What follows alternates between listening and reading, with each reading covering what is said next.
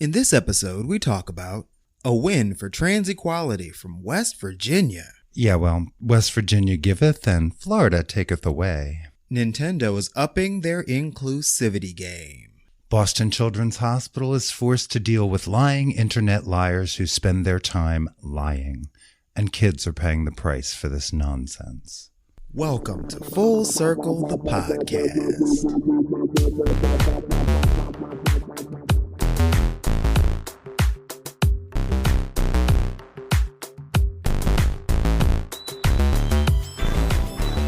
Coming to you from the dining room table at East Barbary Lane, welcome to another episode of Full Circle, the podcast. A weekly visit to our home where we squeeze a few headlines through our decidedly queer lens and see what happens. This episode is brought to you by Decanted Jug Wine and the joy of a lovely breeze on an open windows afternoon. I am your host, Charles Tyson Jr. And I'm your host, Martha Madrigal. Welcome to the Full Circle table. Hey. Hi. See what I did there? I tried to be happy. I am enjoying the breeze. It's a lovely breeze. It's a lovely breeze. It just occurred to me that, I was looking through the notes. First of all, we have a ton of stuff to cover. We do. So this is the second episode of the week because the first episode we'll talk a little about, was already released, but we'll get this one out hopefully by Friday. Yeah.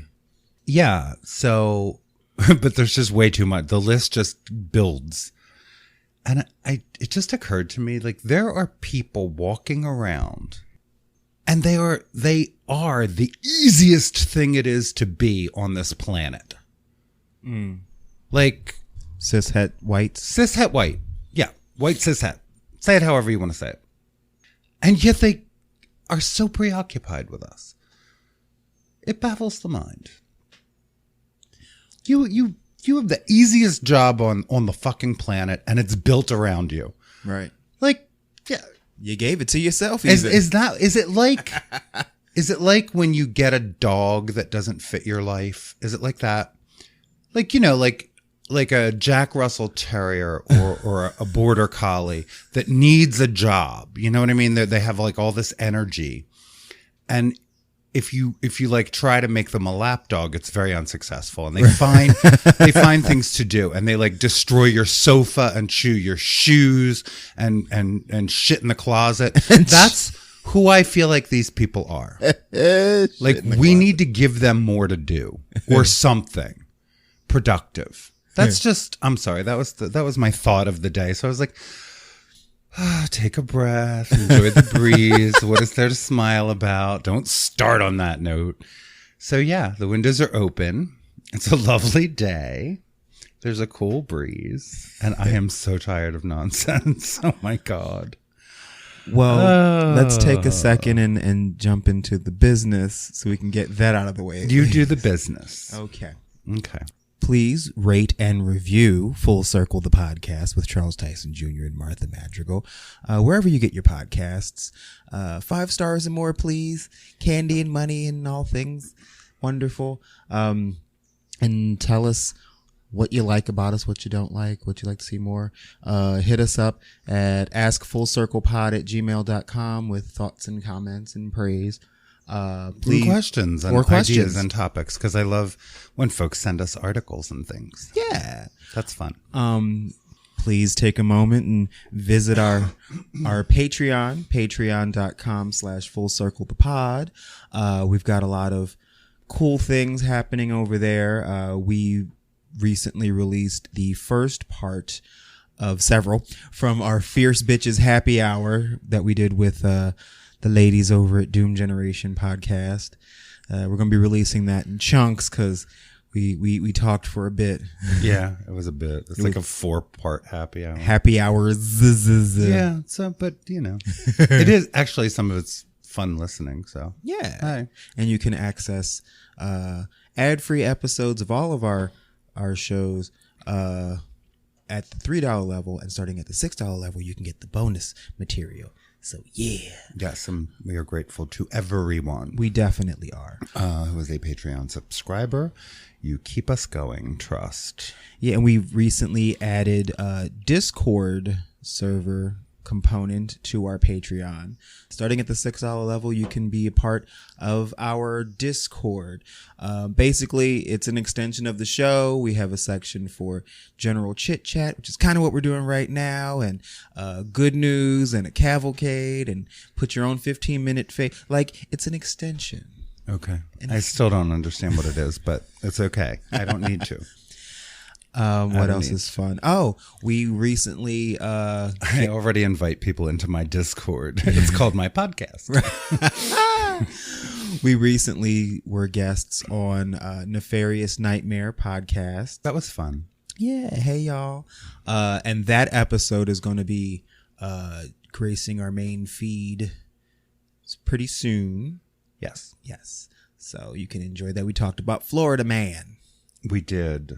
It's a whole thing. It's a whole thing. We got to go visit with the cast and creators. Yes. Of the new play LGBT Quiet. Yes. Which is going to be in the 2022 Philadelphia Fringe Festival. Yes. Details will be in this episode. Yes. And our other episode this week is an entire interview with the kids where we went, young adults, the young people, the teens, where we went to their headquarters and we sat in on a bit of their rehearsal. Yeah. And then we just sat down and in a circle and chatted, and it was so much fun. It was. Talking to young people keeps me centered.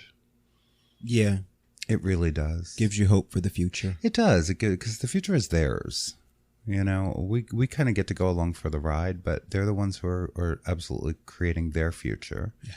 And it's, at least from the perspective of those young people, it is bright. So that was fun. It was a good thing to do. I think it's a great episode. It, is worth listening to all on its own.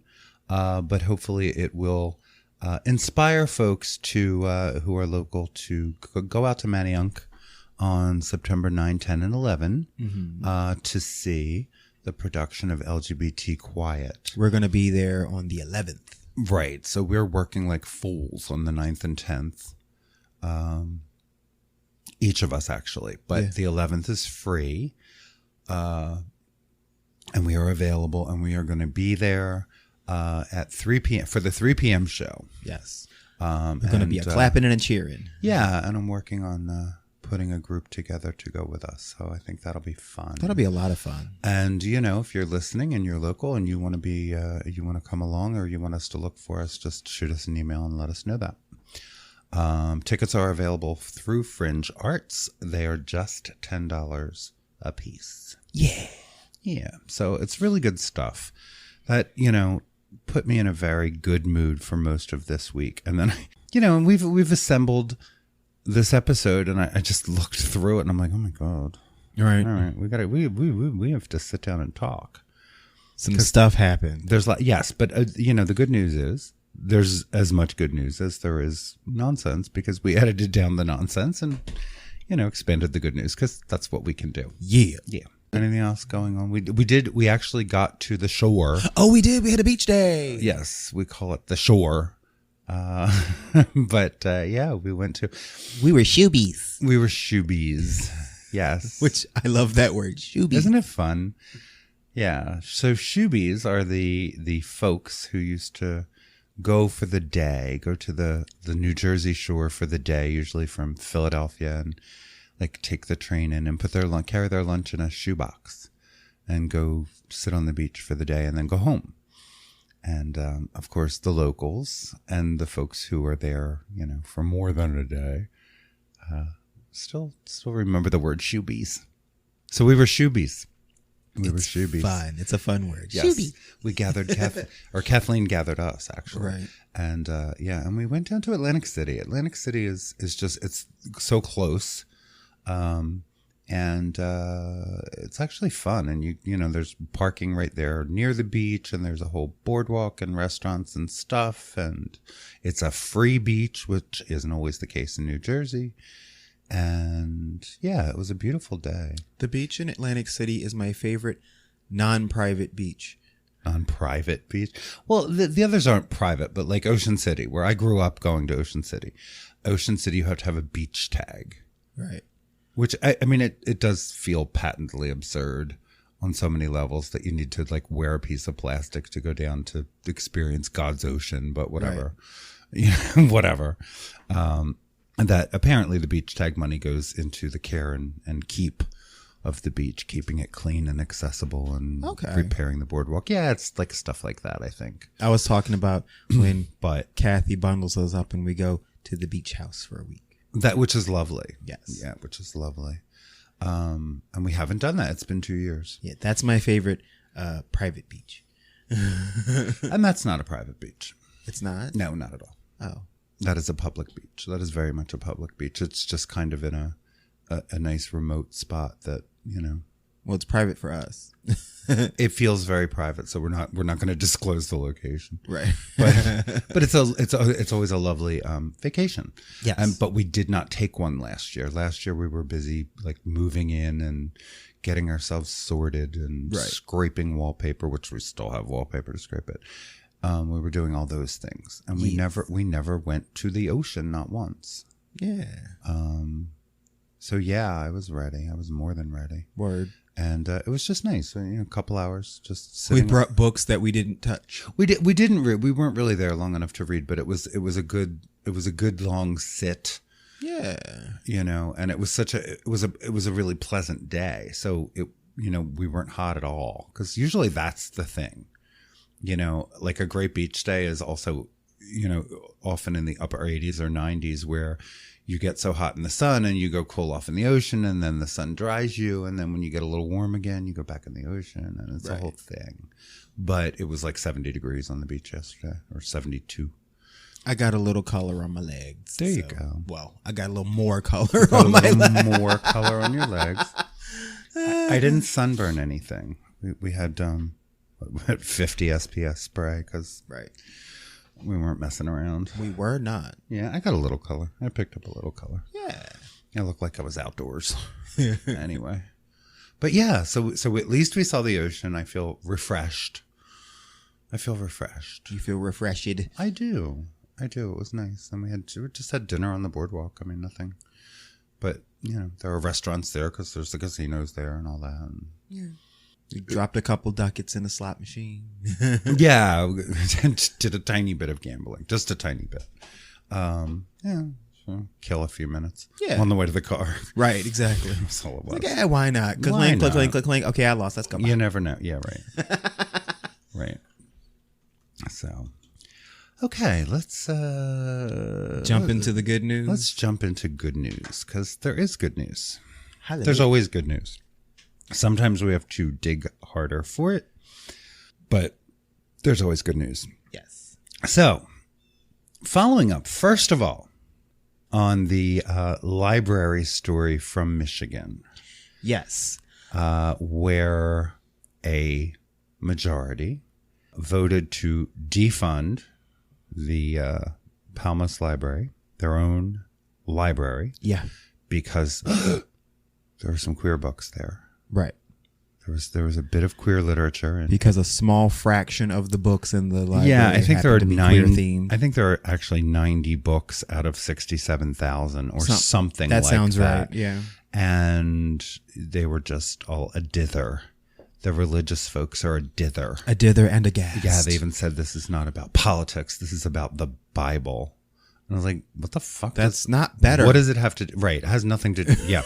Yeah. This is a public library, right? Right. No, neither of those things should be involved in this decision. Yeah. The group called themselves Jamestown Conservative. So apparently this is going to go on the ballot. So anyone who wasn't paying attention and is, you know, thoroughly chilled by this ridiculous experience, it looks like they may have another opportunity to vote to fund their library.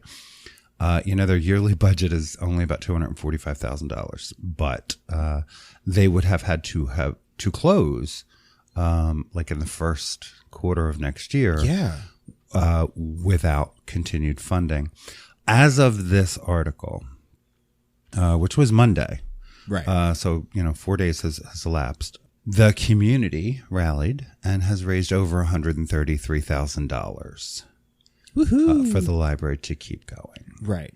And as far as I know, that is growing. We will link to that GoFundMe if you'd like to throw a couple dollars to keep a library open and send a message to those who are terrified that, I don't know, books can make you something other than smarter. Yeah.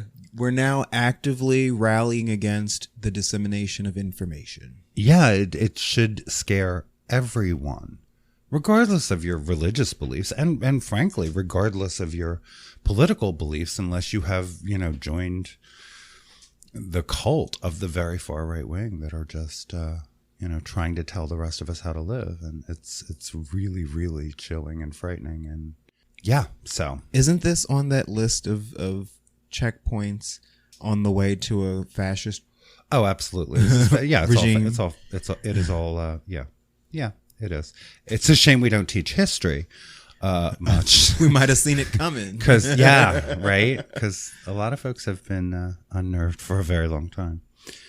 Moving on to in the same vein. Yes. While we're at the library. Right. While we're at the library. This actually is a very good story. So a high school librarian, a New Jersey high school librarian, has been awarded a national honor because of their opposition of the removal of LGBTQ themed books from the school libraries. In June, the American Library Association bestowed its Lemony Snicket Prize for Noble Librarians Faced with Adversity upon North Hunterdon Voorhees Regional High School librarian Martha Hickson for her efforts to prevent the removal of LGBTQ books from her district's school libraries.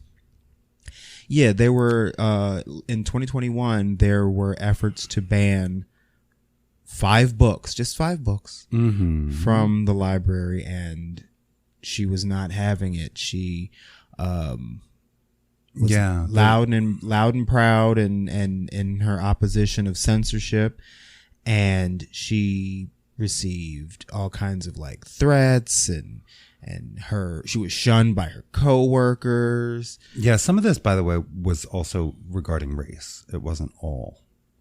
Whatever the 5 books were, I'm kind of trying to read the list, but it was also things that folks said pointed to critical race theory.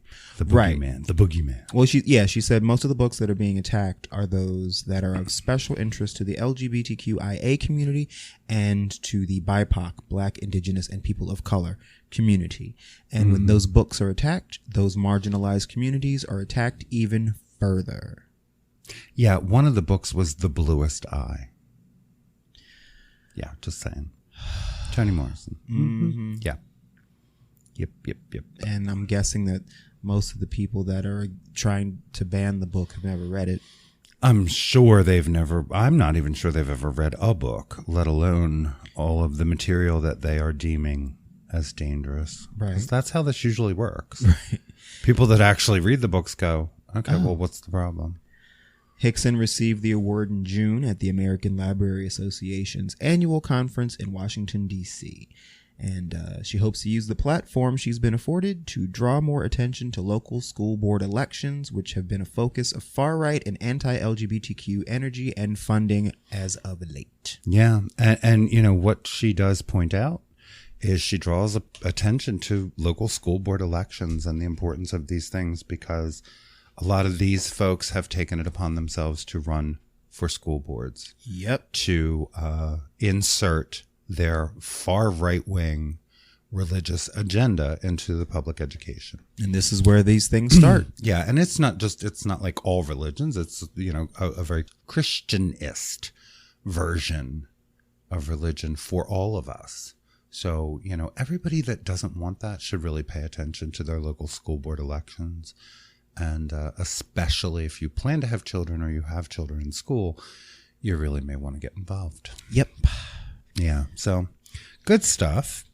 Glad that someone was awarded. Yes. for doing the right thing. Congratulations. This is just a quick follow-up. So we told the story, I guess, a couple of weeks ago now, where Ron DeSantis inserted himself over Florida State Attorney Andrew Warren, yes, who was duly elected twice. Mm-hmm. He's been a state attorney since 2016. And because he signed documents basically pledging to refuse to place criminal charges on people seeking or doctors providing abortion, and he stated that he had no intention of getting involved in trans healthcare from a legal standpoint, because he said those things. Right. Now, there's nothing happened because there have been no cases come before him. He didn't refuse to uphold some Florida law. It never got that far. DeSantis decided to overturn an election all on his own and put this guy out.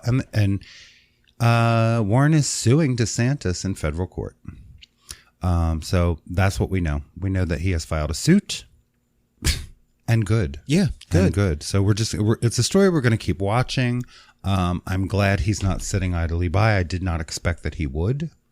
And yeah, you got to push back at this stuff. You got to push back at this nonsense, and it does belong in court. Because DeSantis. Unfortunately, because DeSantis lost his mind a very long time ago. Speaking of fascists. And he is pushing such a hard right-wing agenda in Florida for all Floridians. Now, trying to make this all the law of the land. Is despot worse than fascist? Well, because I feel like he's heading towards being one has something to, he's trying to be. He really is trying to be. And, because words don't mean anything anymore, of course, he's saying Warren doesn't have the right to just, overturn laws. Well, what about when the laws are unconstitutional to begin with? Right. And that's the discussion we need to be having, right?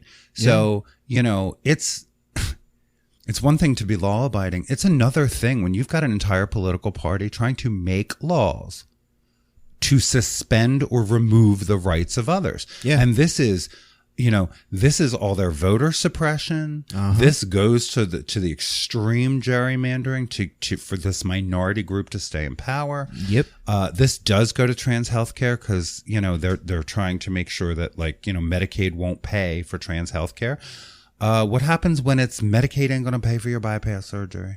Right. You had one too many french fries and you didn't move around enough and now you need a 5-way bypass and no. Right. Sorry, no. We've decided you don't get that. Where does this end?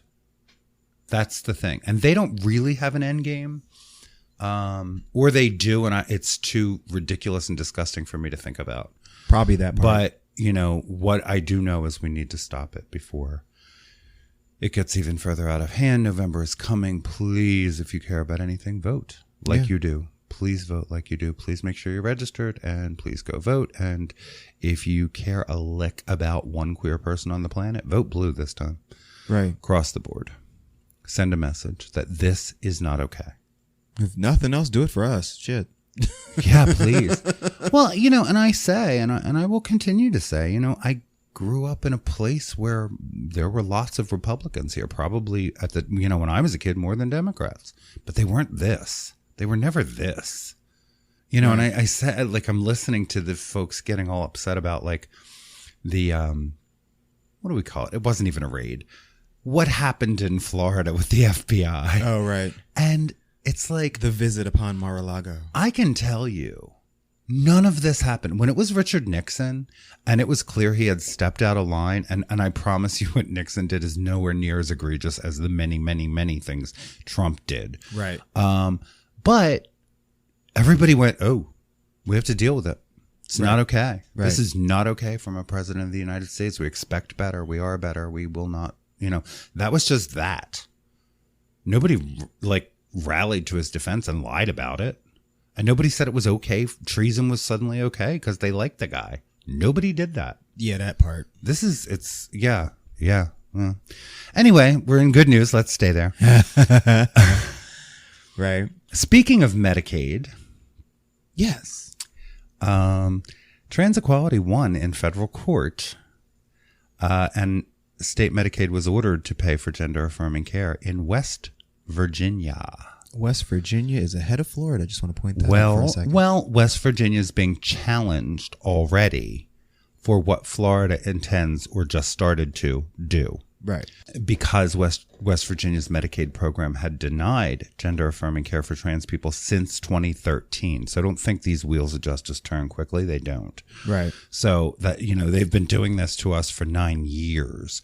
On Tuesday, a judge put an end to that policy, ruling the Medicaid program can no longer exclude gender-affirming medical care for its transgender members.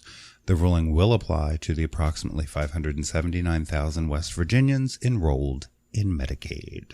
Since 2013, they have denied coverage for surgical or pharmaceutical treatments associated with gender dysphoria or any physical, psychiatric, or psychological examinations, testing, treatments, or services provided or performed in preparation for or as a result of, quote, sex transformation surgery.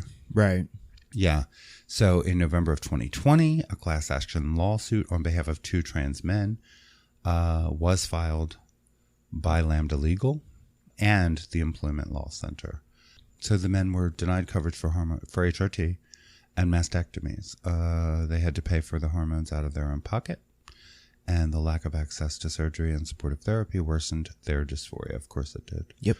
The attorney successfully argued that the exclusion violates the 1965 Federal Medicaid Act, which states that the medical assistance made available to any individual shall not be less in amount, duration, or scope than the medical assistance made available to any other such individual. The Act also states Medicaid agency may not arbitrarily deny or reduce the amount, duration, or scope of a required service to an otherwise eligible recipient solely because of the diagnosis, the type of illness, or the condition. And they were also unlawful under federal constitutional and statutory guarantees of freedom from discrimination based on sex and gender. They won. Yeah, they did. And yay. Common sense prevailed. Well, yeah, for now. I mean, this may escalate to the Supreme Court. And again, vote in November because the Supreme Court has lost essentially all credibility until there's more balance on that court. A little bit. And it is not a political body. And that's what it's been, since they overturned Roe. And they lied to get the job to then turn around and overturn Roe. And everybody should be paying attention to that fact. Yep. Yeah. So, moving on. Florida. Let's go to Florida. Pensacola, Florida, to be exact. Michael James, who is a teacher was a teacher at O.J. Sims Elementary School in Pensacola, Florida. Special education teacher, 15 years. Yes. White, which is, quasi-important to the story. He quit because prior to the school year even beginning, he was setting up his classroom. Mm-hmm. And a school staff member went out of her way to go into his classroom and remove posters of prominent African-American leaders off of his wall. Wow. Including Harriet Tubman, Dr. Martin Luther King Jr., George Washington Carver, and Barack Obama. They took it down from his bulletin board. Wow. And of course, he's like, what's up with that? The reason that the quote unquote reason they gave was that it was age inappropriate. Wow. Yeah. The staff member is actually described as a behavior analyst. Yeah. It is worth noting that James chose to feature the posters in his classroom because of the predominantly black neighborhoods surrounding the elementary school. Uh-huh. He wanted to inspire his students by highlighting prominent figures in African American history. Right. He was doing the right thing. Mm-hmm. And most of his students are black. Oh, Colin Powell was another one. Yeah. I don't know if I put him there, but okay. So this person tried to say that these materials are age inappropriate. How? Thank you. How? I was learning about these figures before I was in the first grade. So yeah. and they tried to say, well, it's not the figures, it was the writing that was accompanying, it was above their grade level. That's why they have a what's that word, teacher available in the room.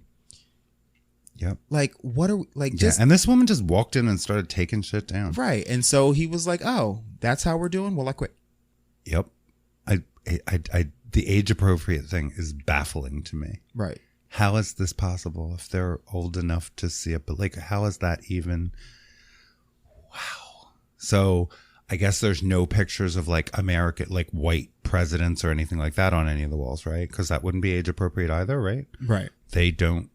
Yeah. I'm just trying to wrap my head around that. Mm-hmm. And this person doing this has a job as a behavioral analyst, but apparently can't analyze their own behavior. Right. Yeah. So I found that interesting. So this poor man had to like leave his long held position as an educator, at least at this school, because of racism and ignorance. Yeah. The public school spokesperson said, if these allegations are deemed factual, we will certainly take corrective action. Of course, no word on what that is. Right. As it is our aim that all of our teachers feel valued and supported. Mm-hmm. The school district shares a different side to the story, alleging the materials were removed solely because only state-required curricular materials are allowed on the bulletin board. Okay. Yeah, that's some technicality bullshit. Quote, to be clear, due to the nature of this specific population of students with special ed, it is critical the instructional materials be within their line of sight during instruction for the purposes of student focus and retention. Mm-hmm. Yeah. The language and reading levels on the posters were too complex for this particular group of students. What? Right. What? But dude quit. Right. So here's my thing. Even if that was true, like say it's in a second grade classroom and the writing is at a 7th grade level, then it's the picture though. It's the picture, the presence of the picture. Right. And you can tell the story of these people at the level of the people that are in front of you. And also, let's not, underestimate the capabilities of the kids in the class. It's just a whole lot of condescension. Oh, it's a whole lot of something. A whole lot of racism. Oh, that too. And I'm sorry, but every classroom I've ever been in, I mean, correct me if I'm wrong, has more than one bulletin board. Right. I don't think it was the only bulletin board. It was the one that also had the Pledge of Allegiance posted on it, because apparently we still do that. Right. And, these prominent figures to inspire the population he's trying to educate. Right. But if it was a bunch of powdered wig wearing slave holders, I wonder. we wouldn't have had a problem. I wonder if they would have been tearing down Thomas Jefferson. I don't know. But Sally, be a lamb and take that down. this is Ron DeSantis's Florida, and I just want to point out he is also up for election in November. And, Florida is not one thing by any stretch. And there's a whole lot of liberals in Florida, because a whole lot of them left from up here because it was warmer down there. And I hope they all vote. I truly do. Yeah, this is just, it's kind of obscene. Yeah. Charlie Crist is also running for governor, and he did say this was inappropriate. Well, good. Yeah.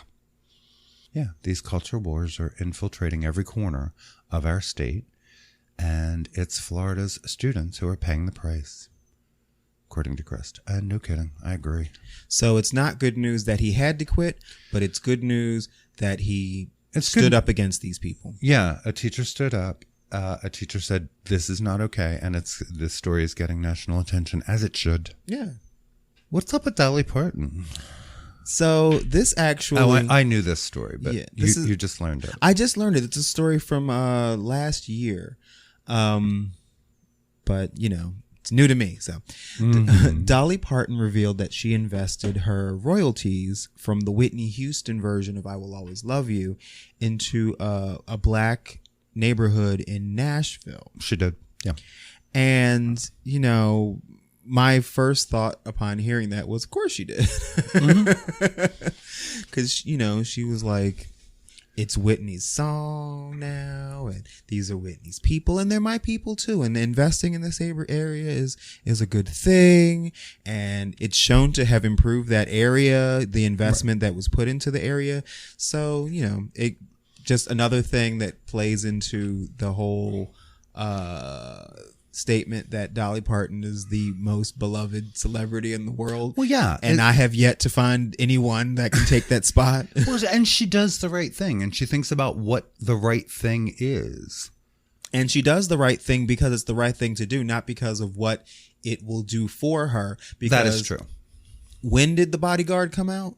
1990. Yeah, this happened. 3. This happened many years ago, and we're just now. Well, as of last year, we were just now hearing about. Well, yeah. I mean, I feel like I've known at least that long. Maybe that is when the story came out, but it feels like the story came out right after Whitney died. But you know what? I'm not sure. I know that, you know, it did happen. The point being, it's she another said, okay, example. I made this much money, right? Because she's the songwriter, right, and she owns the rights to the song, and it was re-released, so she made money with that phenomenal hit, but she didn't feel right sticking that money in her pocket, right? And she did something productive with it. Yeah, it's just another in the long list of good things that Dolly Parton does with her time, money, and status. Exactly. So yay. Yeah, I love it. I love it. So did you this?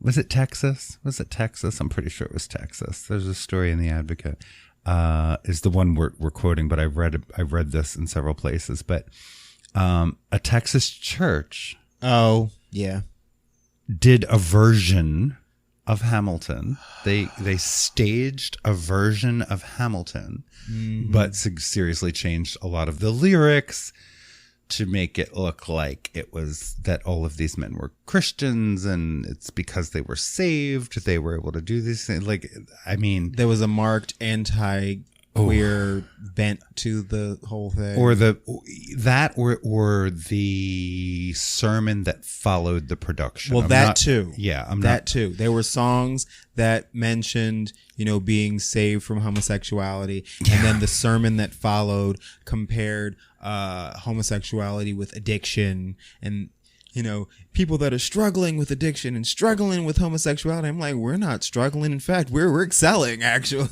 You know what some people are addicted to, and I really wish they'd kick the habit? Religion. That part. And I listened to a couple of the clips. Oh, I didn't. Yeah. Nope. When I tell you, it was the most... I've read them, and that was enough. Raisin in the potato salad, unseasoned chicken version of Hamilton. Of course it was. It was like mayo on white with 1 drop of hot sauce. It was so like, girl, why? Girl, why? And the fine people at Hamilton sent a big old cease and desist letter. They did, yeah. And then they let them do like one more performance, but they're like, yeah, don't photograph it, don't put it up. But I think they did let them do their final performance, and they were like, no more. Right. Stop it. Well, because unlike these people, we never, even though the church, I'm gonna go ahead and say the church is lying. Oh yeah. Because the church is trying to say, oh, we had permission. Nobody anywhere grants permission for this is still running on Broadway. It is still a smash hit. Right.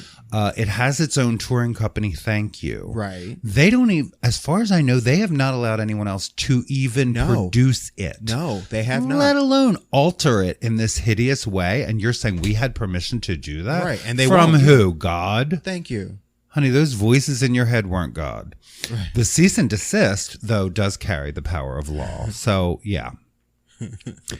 But, yeah, raisin in the potato salad, indeed. Certainly wasn't a raisin in the sun. Nope.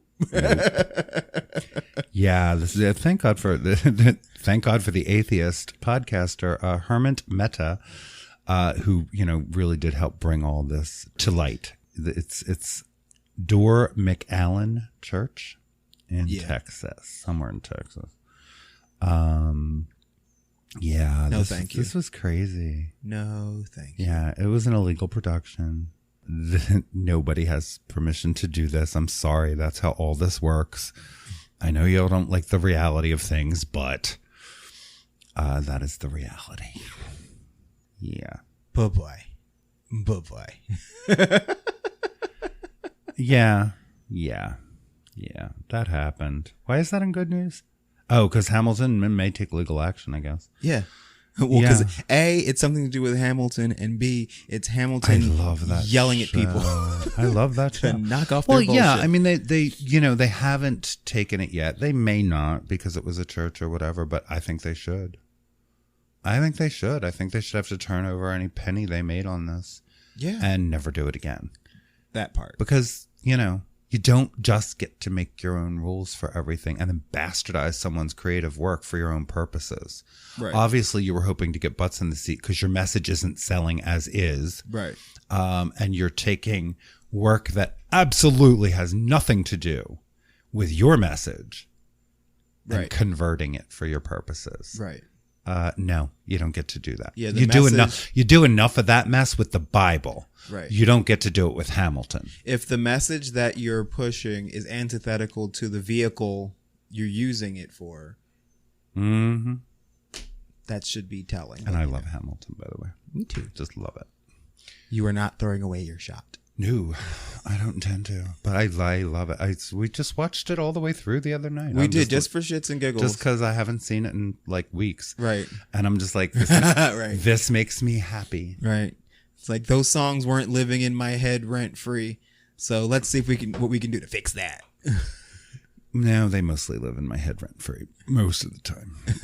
So one of our listeners suggested 2 positive news stories. Yeah, these were submitted Discord. through our Discord. Yes. Hey, it's working. It's working. Our friend and artist who comes from the gaming community. Yes. Shared these 2 stories. I'm gonna let you talk about because I won't know what I'm saying. Like I'm reading the words and I'm like, I don't know what that is. Yeah, our friend, I don't know what Splatoon 3. Yeah, our friend Ty submitted a couple of stories, and because he's a big gamer, they are gaming focused. So he's a Gamer. Yes, not a Gaymer. Not right. Which is a thing I just learned very recently as well. Yes, that there are gaymers and gamers. Yes, and gamers are just gay gamers. Yes. There's actually a documentary. I think you say it all the same. There's a documentary out there called Gamers, Gaymers, and my Xbox Live gamer tag is listed as a contributor because I dropped some money in their Kickstarter to get the movie started. How exciting! Yes. So move on with the story. Okay. Yeah. So these are both from Nintendo, who have always been on the more progressive end of things. So there is a game series called Splatoon, and it would appear that Splatoon 3 has a character named Shiver, who is going to be Nintendo's first major non-binary character. Awesome. Yeah. And so apparently there in each of the games there is a trio of characters that are like, your narrators through the game or whatever. And in this particular incarnation, the 3 characters are Shiver, Big Man, and Fry. And while it is not explicitly stated both within the game or by Nintendo themselves that Shiver is non-binary, in all of the subtitles, no matter what language that they're in, the other 2 characters have gendered pronouns and Shiver does not. Whatever the non-gendered versions of the words are in all of the languages, that's what they use. Right. So it's not a coincidence. Right. So that is pretty awesome. Like, for instance, the Japanese text for the game, it never refers to Shiver with any first-person pronouns. Terms such as atashi for female or boku for male are typically used, but again, there seems to have been a very conscious decision to not use those references.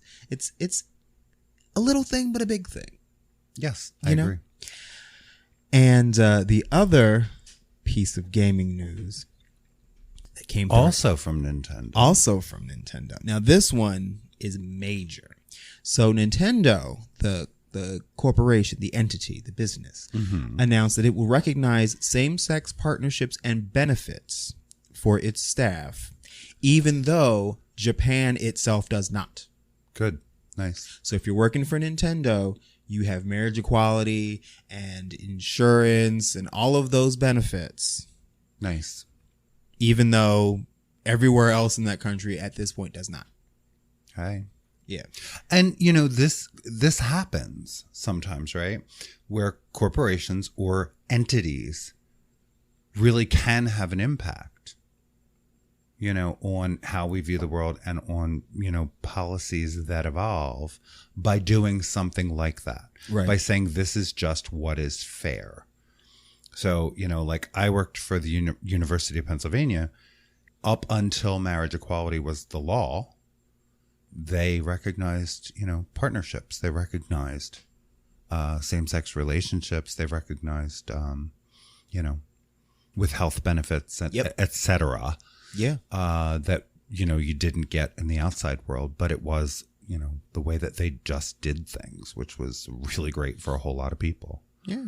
Yeah. Now, once it was the law of the land, they went, yeah, you know, go get married. Do your thing. or we got to talk about this again because now you can't. Right. You know, which is fine. I mean, that's fine. The point was no one could. Right. And they said that should not be a barrier. There's no reason that a heterosexual couple and their children should be covered and a queer couple and their children should not. And it should only be extended to the employee. And that's always been a thing. So this, you know, may have tremendous impact in Japan. So yay. Well, it's notable to state that LGBTQ advocacy groups in Japan have pushed for a national bill that would enshrine equal civil rights and non-discrimination protections into law. However, the Conservative Party of Prime Minister Fumio Kishida helped defeat the effort in the lead up to last summer's Olympic Games. Shocker. Why? Right. I still don't get why. Yeah. You know, if we proved anything, 7 years ago now, it's that marriage equality has nothing to do with the rest of y'all marrying and divorcing at will. Right. Has nothing to do with your values. Did not impact your lives in one little way. Not even a tiny bit. What is the argument? What is the argument? Good question. Yeah, and queer people are getting divorced too. We know a lot of them. Right. It's like, see, we can make bad decisions about marriage just like y'all. And rectify them just like y'all. Right. That's all that happened. That's all that happened. Nobody has a corner on that market. Yep. So do you have one 15-minute fave you'd like to share? Because we got to keep this train moving. We have things to do today. I actually do have just the one this week. And it's I had it at the beginning of the week and I still have it. So I was hearing all about Megan Thee Stallion's new album. And so I was like, well, let me check it out because I do enjoy the musical stylings of Ms. The Stallion. Okay.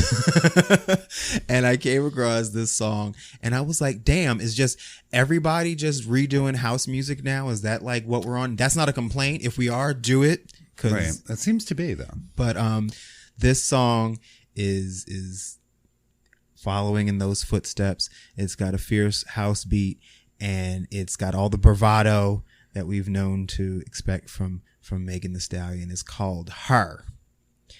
And you weren't, I heard it, and when I decided it was the 15-minute fave, and I came into the living room, you weren't there for me to go, baby, I've got a new 15-minute fave, and it's ratchet.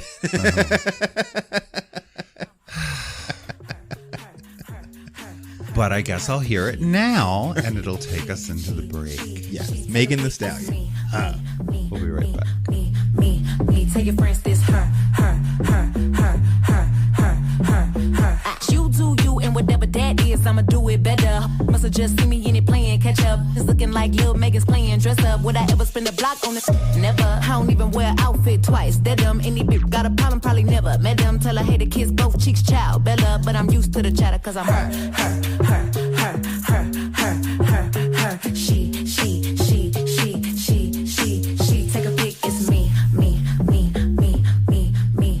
Take your friends, this her.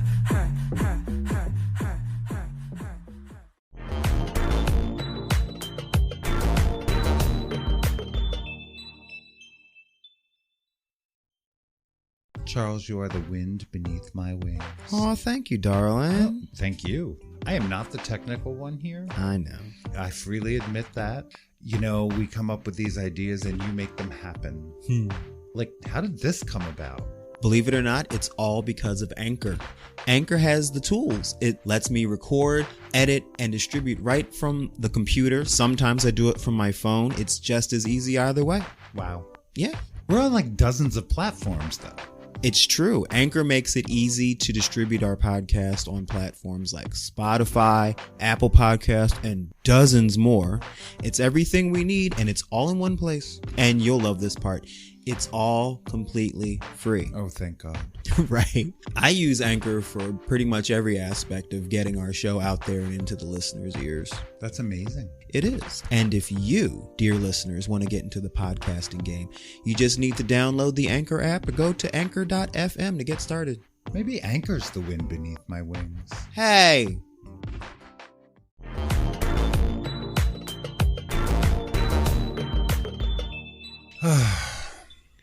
It's time for the cavalcade of nonsense. It is. We're back, by the way. That's why I said it's time. I saw you hit the button. You get so upset when you don't get to be the producer. I didn't say action. Good grief. All right, let's get into this nonsense. So, yeah. So Christian school kicked out a 5-year-old. Yeah. Because she was adopted by her lesbian aunts. Yes. This is breathtaking. The story is just, first of all, it has layers. They were kind of accidental parents, right? Yeah, the one woman, it was her brother. The little girl was her brother's daughter, and her brother passed away. Right. Both of this child's parents were dead by the time she was 3. Right. So she brought her in and raised her, and she and her wife adopted her, and they enrolled her in this Christian school for preschool. And the little girl made all these friends and loves the school. Right. And this is the Bible Baptist Academy in DeQuincy, Louisiana. Right. And they had a preschool that I guess fit their needs and their budget and whatever. And so this child loved it there. Mm-hmm. Mm-hmm. So now it's time for putting her in kindergarten. And now all of a sudden there's a problem. Right. The child hasn't made a lot of friends there. She loved her teachers. But once the lesbian couple enrolled the child that was now their daughter into their kindergarten classes the following year, a pastor contacted them for a meeting 2 days before classes were to start. They always wait to the last fucking second. Mm-hmm. Yeah, he told them because of their lifestyle choices, they wouldn't be a good fit for the school. One of the women said she lost her father, she lost her mother, and now she's losing her school, which she loves very much. I believe both of these women identify as Christian, and that was part of why they chose this school. Right. Because up to that point, it upheld the values that they thought would be a good environment for their daughter. Right. And the child was happy there. Yeah. We went to open house. We got the uniforms. We got the fees. But when word of Zoe's new family got around, over the weekend, the principal and pastor held a meeting with the family. Yeah. The pastor started talking about gender identification and that they teach the words of the Lord and that marriage is between a man and a woman. They didn't think this was a good fit. Didn't matter that Emily and Jenny, the parents, are Christian. Right. Or that Zoe loved the school. Right. None of the things that are actually important matter to these people. They were told that they would have to go elsewhere. Yeah. Yeah. And then, of course, they want to say some bullshit about how this should not be interpreted that we have any hatred or malice toward them. A, bullshit. B, if that were true, you wouldn't have waited till 2 days before school started to start this nonsense. Yeah. It's insulting, it's embarrassing, and it's ridiculous, but, we knew that this was a Christian Baptist school. When Zoe's father died in 2020, she learned that God was taking care of her daddy. Yeah. That anytime she needed to talk to daddy, she could pray. God was her connection to her daddy, and we completely supported her. We were eager for BBA to help teach her about the God she already loved. They were so accepting the previous year. We had no idea there would be a problem. Mm-hmm. Yeah, so, more Christian love. Right. So you basically are traumatizing a child, shattering her worldview, disrupting her education and social life, all because she has two mommies. Yeah. Since then, Zoe has been enrolled in the Hamilton Christian School in Lake Charles, Louisiana. And the parents went on to say, there are good Christians out there. The whole community of DeQuincy has showed us what it is to be a good Christian and to not preach hate. They are the reason why we kept faith. So this has a happy ending. Yes. But it belongs in the cavalcade of nonsense. Right, because they had to go through this nonsense. Yeah.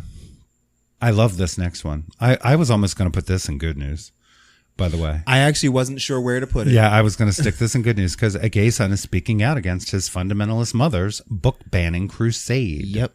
Get her. Yeah. Yeah. And mom sounds crazy as hell. He is a 28-year-old gay man speaking out against his own mother's crusade, banning books in his Texas hometown. Weston Brown has been largely estranged from his family since coming out in 2018. When he came across a video of his mother, Monica, demanding that books featuring LGBTQ themes and depictions of sexuality be banned at a school board meeting in North Texas, he decided to speak up. Yep. This is my mom, Brown wrote on Twitter in early July in response to another tweet about her remarks. Seeing her advocate for the erasure of queer representation is crushing. Coming up on the 5-year anniversary of being effectively cut off from my family and siblings after coming out in 2018. Much love to those standing up and pushing back for representation. Yeah, they already kicked their son out of their home and family, basically, and told him that he would not be welcome or invited to any family functions. Yep. And he says, it was one thing when my parents' beliefs were causing the rift between us, and it was just a family matter. Right. But seeing now that she's applying those same views to public activism at a time when so many basic rights are being challenged, I couldn't stay quiet about that. Good for him. Yeah, he described how his mother, who homeschooled him and his 8 siblings, and is the director of a private Christian education cooperative, strictly monitored the books and films he consumed growing up. She went so far as to bake a pan of brownies that she claimed included a little bit of dog poo for her son to illustrate a point about exposing yourself to harmful ideas via books, films, etc. This is how twisted this woman is. Right? Yeah. It'd be different if she told him a story about that, but she actually wasted food to do that. They insisted he see a Christian counselor when he came out, and they would only allow him to see his younger siblings at church. Yeah, she attributed her son's homosexuality to clown demons that entered him when he watched part of the Stephen King miniseries, It, when he was 10. Yeah. I can't even put my brain cells together to make a joke about that. That's so ridiculous. She sadly served on her local school district's book review committee and has spoken at school board meetings and filed more than a dozen book challenges. She has even suggested that a local Christian pastor should decide which books should be allowed on public school That's the shelves. part. That's the part that took me out. Yeah. Uh-huh. Yeah, she actually filed a police report alleging that the district was making pornography available to students. She insists she's not specifically targeting LGBTQ books. But according to NBC, of the nearly 80 books she has targeted, 3 out of 5 feature LGBTQ characters or themes. I assume the other 2 have something to do with black folks. That's my guess. Just a guess. Yeah. Because you don't want them getting too queer or too brown. Yeah, he continues to speak out. And good on him. Yeah. Keep your head up, man. Yeah, he said, my mom's work to silence the sharing of human experience is chilling. Only abusers create an environment of silence and hiding. Ironically, her work has led myself and friends to seek out these very books. So far, I have only found meaningful, thoughtful, and heartfelt accounts. There you go. Go. Yeah. You know what? Go. If that's how you choose to operate in the world and you have children with a voice, particularly if you have queer or trans children, and, they want to call you out for being a hypocrite, that's the price. Yep. Sorry about it. We're going to see who means it. Right. I mean, gives you no pause to do this with your time in your life. So, yeah. Yeah. Do you look ridiculous? Yes, you do. Yep. Yippity yep. What else we got? Florida. Oh, yeah. Florida. Florida is banning Medicaid coverage at the moment for gender-affirming healthcare under the new rules. Puberty blockers, hormone therapies, and surgical procedures for the treatment of gender dysphoria will not be covered. The Florida Agency for Healthcare Administration has finalized new rules banning healthcare providers from billing the state's Medicaid program for gender-affirming care. Under the new rules, puberty blockers, hormone therapies, and surgical procedures for the treatment of gender dysphoria will not be covered for patients of any age, Jesus. And this new rule will take effect on August 21st. Pointing out immediately, Lambda Legal, Southern Legal Counsel, Florida Health Justice Project, National Health Law Program, and other LGBTQ and health rights groups released a joint statement decrying the move. Yeah. Ignoring thousands of public comments and expert testimony, Florida's AHCA has finalized a rule that will deny Medicaid coverage for all medically necessary gender-affirming care for both youth and adults. This discriminatory and medically unsound rule will take effect on August 21st, 2022, putting transgender people in jeopardy of losing access to critical gender-affirming healthcare services. I'm just going to say that I am certain legal challenges will follow immediately. Oh, yeah. Yeah, this is just ridiculous. We say it every time, might as well say it again since the list is right in front of me. Gender-affirming care for adolescents and adults is endorsed by the American Medical Association, the American Academy of Pediatrics, the American Psychiatric Association, many other professional groups as necessary and frequently life-saving for transgender individuals. Treatment for children rarely, if ever, involves surgery, according to experts, and we know that. The top experts in the land say this, so who the fuck is you? Well, yeah. This is where, politics and medicine do not belong together. And this is what happens when politics gets involved in medicine. I can guarantee you this board, like Florida's Board of Medicine, is a political body. Yeah. Yeah. Mm-hmm. Yeah. So at least 2 other states that attempted similar Medicaid bans had them knocked down by federal judges. In 2019, a federal judge ruled that Wisconsin's Medicaid program must cover gender-affirming care. And in West Virginia earlier this month, as we said, a judge overturned that state's rule, which had denied coverage since 2013. So hopefully our trans family in Florida will not have to wait so long, since there is already precedent for this gross miscarriage of justice. Moving on. So here's a story that I feel like we've heard already. We were just talking about a similar story, except the entire police department quit. Right. Because they didn't like a black city manager being in charge of them. Right. That was in North Carolina. That was North Carolina. So now we're, in South Carolina? No. This is Charlottesville, Virginia. Okay. I'm sorry. I saw Charlotte. We have listeners in Charlottesville, so they know this story well. So Charlottesville's first black woman police chief was fired as officers refused to comply. Really? Yes. Now, basically... Wait a minute. So insubordination on the part of officers caused the chief to be fired? Yeah. Oh, okay.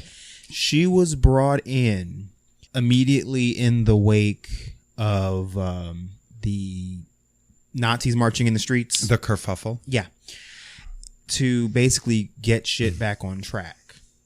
And it was the same... Or be a scapegoat, maybe. And it was the same story as before. The officers were complaining that she's too negative and harsh and she's making us do all these things that we don't want to do. And there were threats amongst the officers saying, they should take out the command staff.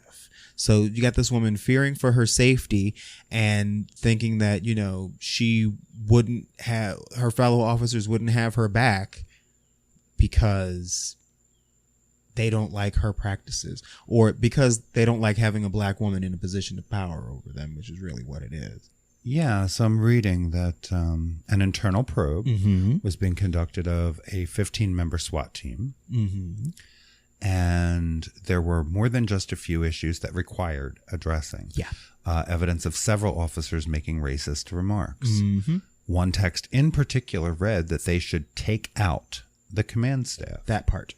And while she found this concerning, most others on staff blew by the comment, blew it off.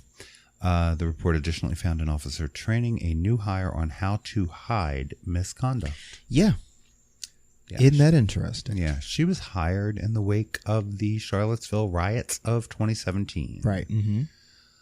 As Unite the Right members and allies filled the streets with terror and white supremacist hatred. The day's events led to the death of 32-year-old Heather Heyer and the severe injuries of several others after James A. Fields Jr. drove his car through a crowd of people protesting against the presence of white nationalist groups.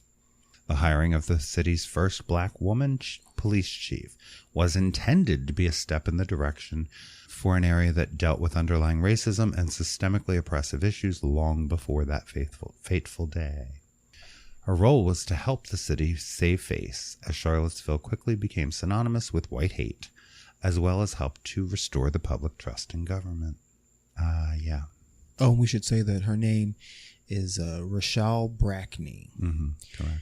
And so she didn't feel safe on the job because of the climate amongst the officers, and it's this narrative is, it was tired the first time I heard it. It's getting more and more so.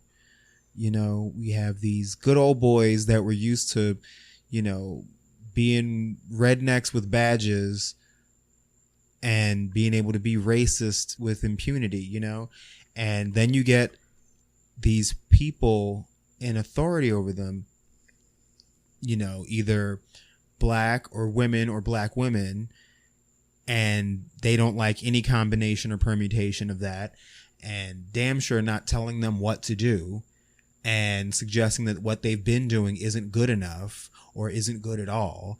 And rather than have a shred of a moment where they think maybe we should listen and reevaluate ourselves, they push her out and threaten her. Yeah. And these are the people that are supposed to be serving and protecting. She was fired on September 1st of last year. But she is now suing for both gender and race-based discrimination. Good. Yeah, the city manager, Chip Boyles. Gee, I wonder what chipped looks like. In order to dismantle systemic racism and eliminate police violence and misconduct in Charlottesville, we need a leader who is not only knowledgeable in that work, but also is effective building collaborative relationships within the community, the department, and the team at City Hall. Okay. Well, I guess we'll see how this all shakes out. Oh, I also love how they alleged that she was also trying to use the position to further her political aspirations, which is just another way of saying, and she's uppity too. Yeah, it kind of is. I mean, we'll see what happens. I hope she gets every dime that's coming to her, but she's going to be in for a hard fight regardless, because she's a black woman trying to do the right thing in the face of racist white men. So, yeah, I mean, I guess we'll see how it all shakes out. But it's a tough job. It's a tough job. Trying to reform, in particular, law enforcement, because, they tend to stop doing their job entirely if they are unhappy. I know. Yeah. Which is a shame. It's a shame that, it is what it is. I remember growing up and being taught that police were the good guys in the community, and they were there for the support of the community. And I remember actually seeing examples of that. Sure. Like, and I'm not trying to suggest that there are no cops out there who are examples of that, but good, because there are. Overall, but it's starting to look bleak for the entire institution, and something needs to be done. Something fucking needs to be done. Well, and sadly, the people that try to do something are then often, the ones who really bear the brunt of their work, like Larry Krasner goes through all the time. And, I don't know enough about the man personally, or everything that has happened. I know we have a very different DA's office, but I also know, what he was elected to do and then reelected to do. And, of course, that is not met with great enthusiasm by the police department, and certainly not by the FOP, right? Which is a big part of his problem. And if, Philadelphia had a mayor, maybe things would be different, but at the moment we really don't. So, well, yeah, that. Moving on. I actually just wrote a piece about this. Go ahead. Go off. So, libs of TikTok, and I think this is one person, Right. They have been labeled a hate group, which I think feels very accurate. Yep. May just be a hate individual, apparently out of Brooklyn. But they were credited with providing the Florida GOP with a language deeming gay men as groomers. They proudly brag that they've gotten LGBTQ plus teachers around the country fired, and now they turned their focus to Boston Children's Hospital, and they're claiming to be the genesis of this. They posted a video of an employee who was discussing gender affirming hysterectomies. It's a 33-second video, right? Just accurate, but because it came from a children's hospital, they have quite erroneously lied and said that Boston Children's Hospital is giving children hysterectomies. Right. That's where all of this came from. Yeah. Was never true. Nope. Was never accurate. Nope. Wasn't even what was said. Ever. Yeah. Easily verified as inaccurate. Yeah. And should have never, ever been a story. Right. Because there's no story here. Some transmasculine and non-binary people get hysterectomies because they are trans men and non-binary people who do not require those parts and don't want them. Yes. Yes, that happens. Yes, it does. It does not happen under the age of 18. Right. And I'm going to venture to say it doesn't happen at the age of 18 unless there is a long and documented history that this child has been identifying as trans for a long time and hasn't wavered and has looked forward to this and set it as a goal. And you know what I mean? When everyone around the child affirms that this is what the child wants and needs, right? There's no room for anyone else's input. Sorry. Right. There isn't, there shouldn't be. Right. It's a really sad story. Because, of course, it has stirred up the right wing. It has stirred up these white supremacists. It has stirred up all of these very low information folks who don't even check the source material. What I found really disturbing was that there were a couple of news outlets that covered this without correcting it. Really? I'm not even going to mention them. But yeah, I found a couple of unless these were mock-ups by these people, I don't know. But it looked like there were a couple of local news stations that just ran with the story. That's what it looked like. But as we know, they make these mock-ups of things to support an argument that has no base to begin with. Right. So who knows? But yeah, they've been having to postpone children's cancer treatments because for of the safety of the children, because of the flack and the hate and protests and death threats. Yeah. To, doctors and healthcare workers who are taking care of children. Right. Right. Yeah. It's just hideous. It's just, the entire situation is hideous. The fallout is hideous. But apparently this person has 1.3 million followers on Twitter alone, has single-handedly curated and injected misinformation and hyperbole into the social media sphere with an obsession toward the LGBTQ plus community. Yeah.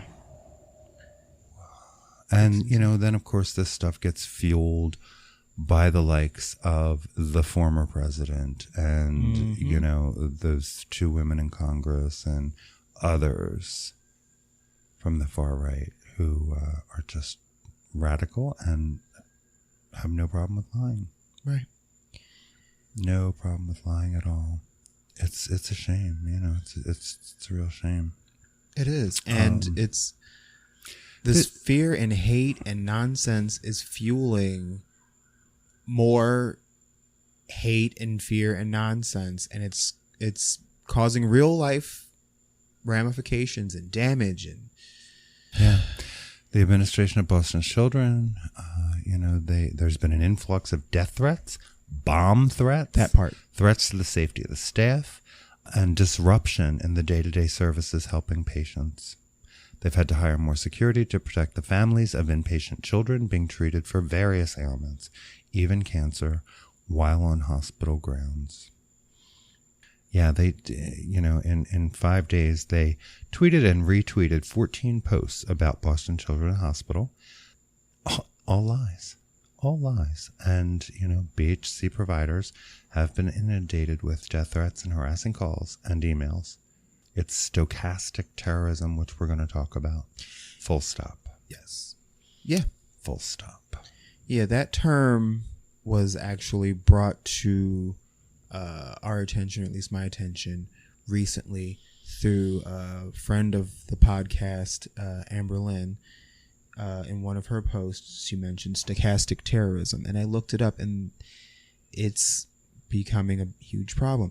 Stochastic terrorism is the public demonization of a person or group, resulting in the incitement of a violent act, which is statistically probable but whose specifics cannot be predicted. So basically, if you go on your TikTok and have a large following of millions of people and say that the Boston Children's Hospital is performing hysterectomies on children, and all of a sudden you get people phoning in death threats and bomb threats, that is an example of stochastic terrorism. Sitting president suggesting that people storm the Capitol, and then that results in people storming the Capitol. That is an example of stochastic terrorism. So I think that is a phrase that is going to unfortunately be in all of our lexicons. Yeah. So one of the people, this person's Twitter handle is Billboard Chris. If Boston Children's Hospital doesn't like their phone lines backing up with complaints, they should stop cutting off body parts of children. So they should stop doing something they do not do.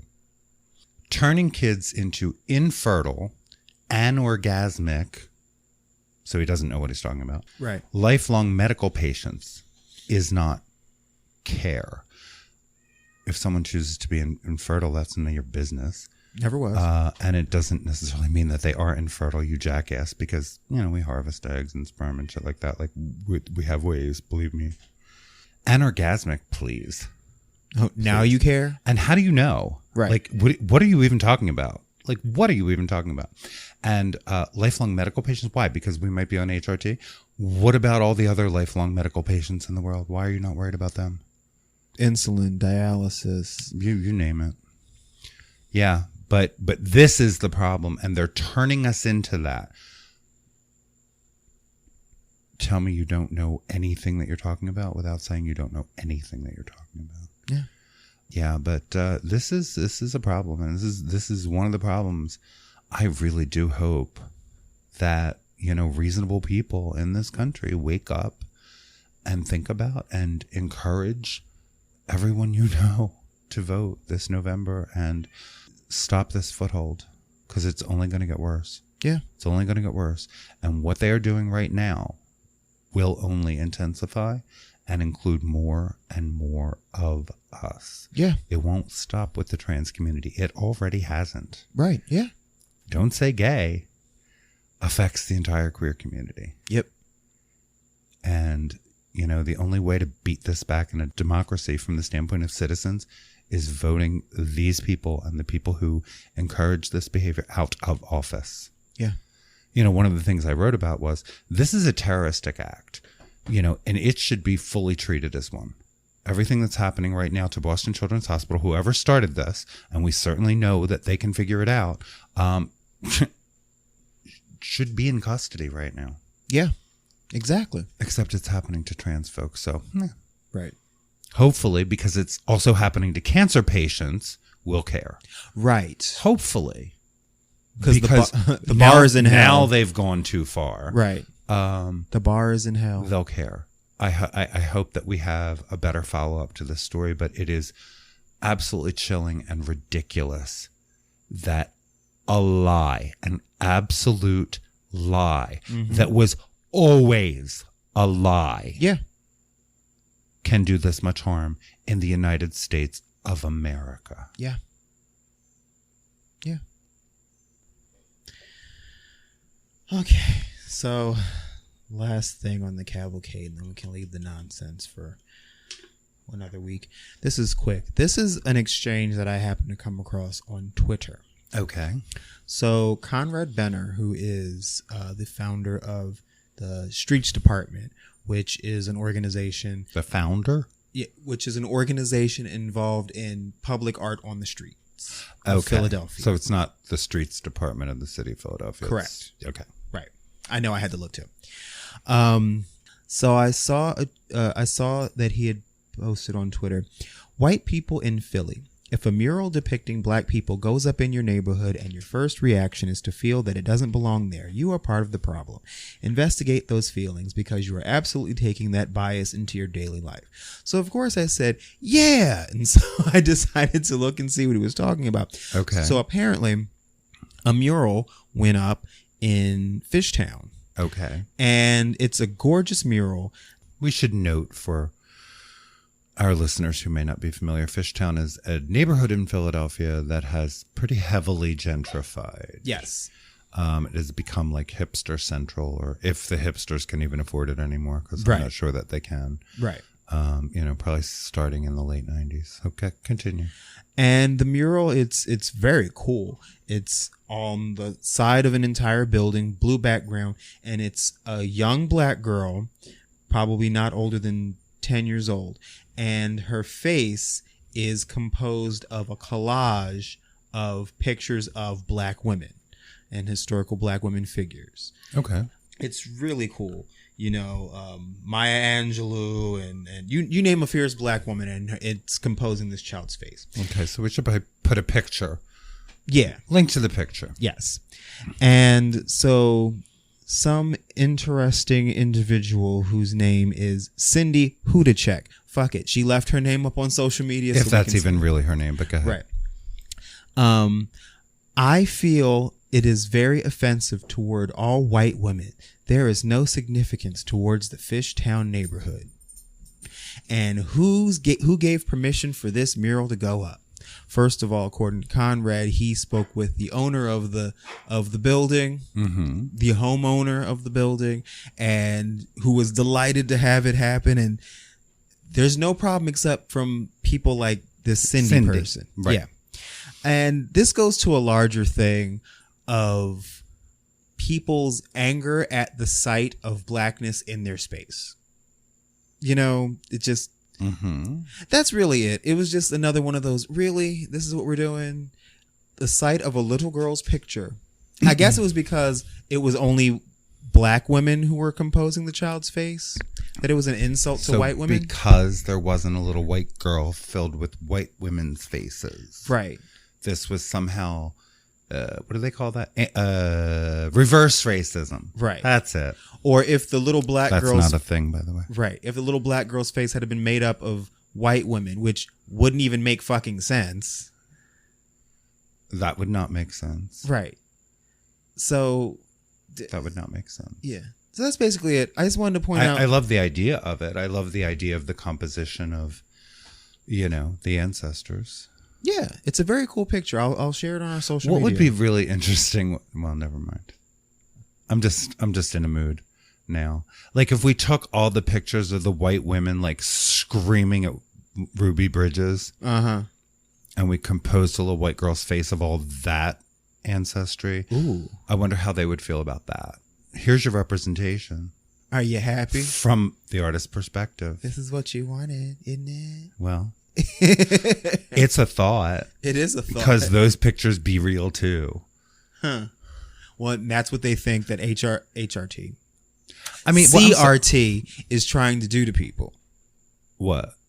Critical race theory. Trying to impress shame of white history on white children. White history is shameful. I know.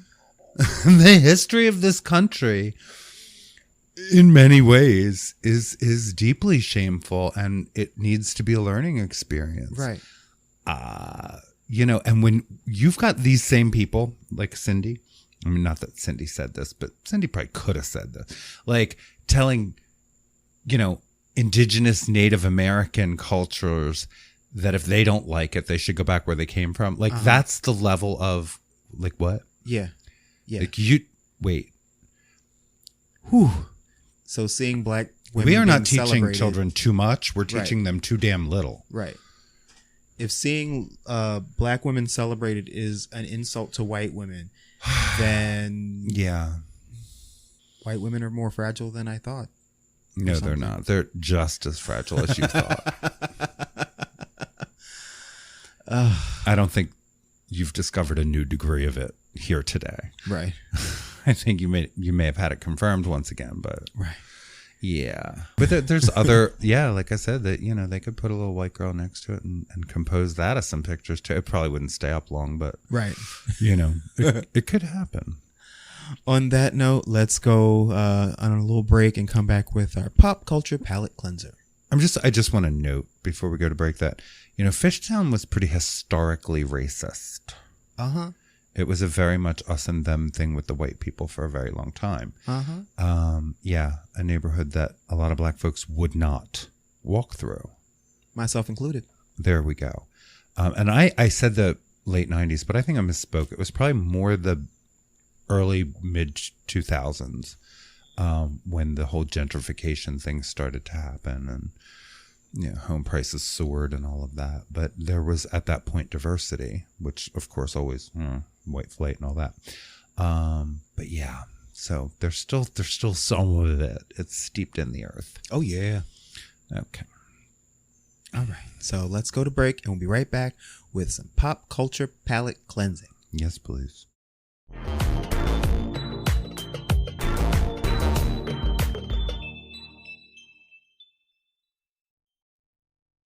Hello, this is Mama D, and I'm the host of Petals of Support. Petals of Support is a podcast that offers advice from a mom to anyone that needs a little extra love and support. This is not advice for moms, but advice from a mom. I've covered such topics as forgiveness, how to forgive, when to forgive, and when it's okay to not forgive, letting go, how to make good decisions, and how to handle stressful situations. I'm not a licensed anything. I'm just a mom that wants to provide to you the same advice that I give my kids, my friends, and my family. You can find me on any podcast platform. You can also find me at Twitter at Petals of Support. Please go listen, find the episodes that apply to you, and maybe the ones that don't. You can file that information away for later.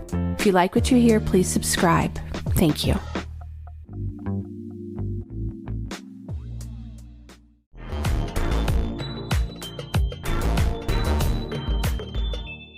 And we're back. We're back. So it's time for a pop culture palate cleanser, and we need it because, whew. I'm just going to go gargle with something. I'm sorry, let's talk about pop culture. I didn't know what to say. I'm just, I mean, okay. But yeah, I just, you're just talking about some of that. yeah. So we started watching the new series on Amazon, League of Their Own. Yeah, and that was at a listener suggestion. Lisa said, "Hey, I'd be curious to hear what you have to say." Yeah, I wanted to see it anyway, so it was right on time. We're still, I don't know. We're going to start the third episode. Yeah, so we only saw 2 episodes.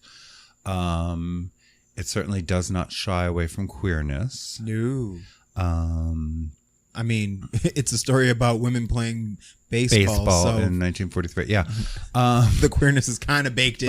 But, what I find interesting that obviously I don't think ever touched on in the movie per se, was probably a real, I want to read more about it as I watch it because I want to know that this stuff is historically accurate and not all fictionalized. Well, from what I read, a lot of what's in the series is more historically accurate than what they did with the movie. Okay, because they're like hiring a consultant to feminize these players, right? Putting these rules in place that they have to play in a skirt and they should never be seen outside in pants or smoking or cussing or right. And at one point, one of the characters says they're, trying to make sure we don't look like a bunch of queers. Right. Yeah. Okay. Which is an ironic statement in context of the show. Right. But I don't want to spoil anything. No. So far, so good. It's interesting. It's intriguing. Like I said, I also want to read about it. Because if this is more historically accurate, and I sense that it is. Yeah.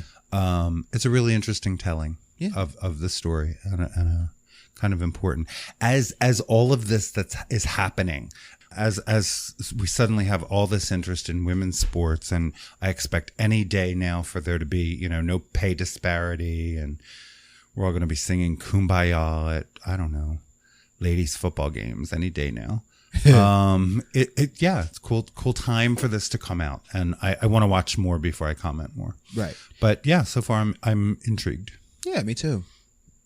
I'm still into Sandman. That's all you. It's still amazing. It's still wonderful. Good. They're switching.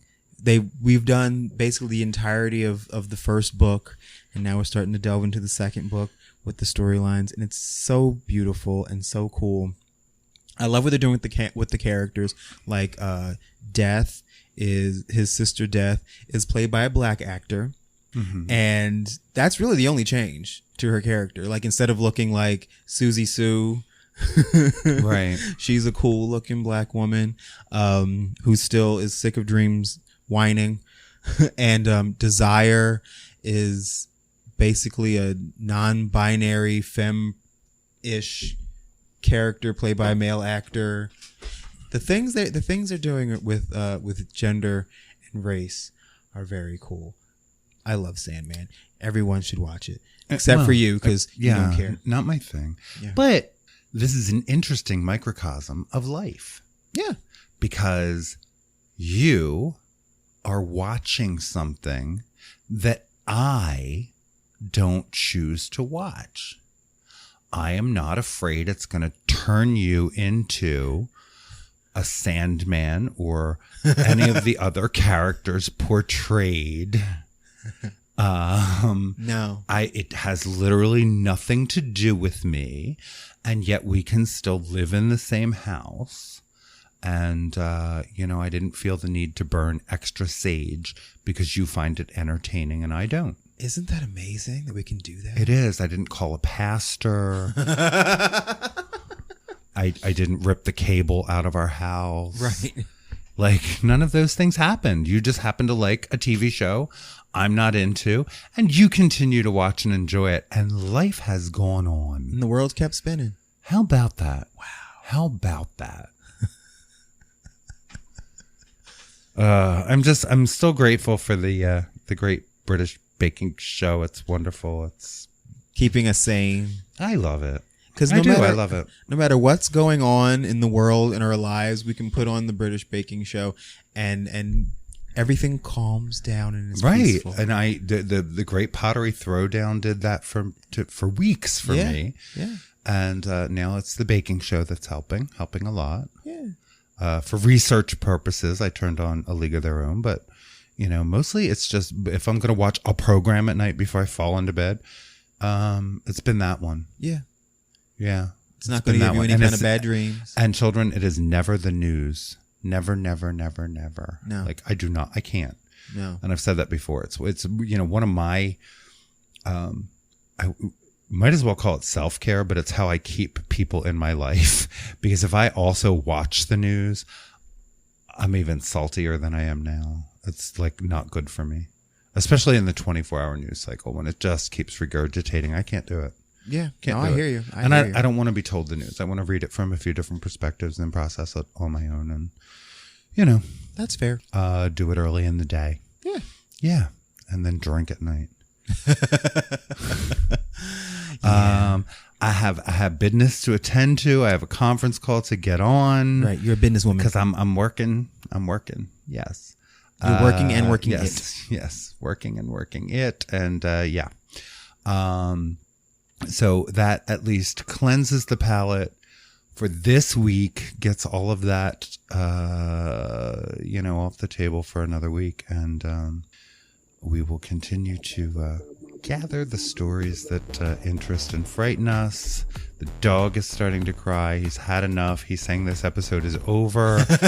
So on behalf of Allie the Pomeranian, I am Martha Madrigal. I am Charles Tyson Jr. And this is Full Circle, the podcast. Thank you so much for listening, and we will be with you next week. Bye, everyone.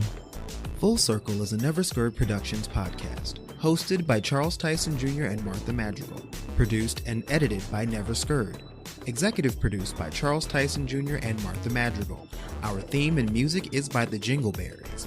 All names, pictures, audio, and video clips are registered trademarks and/or copyrights of their respective copyright holder.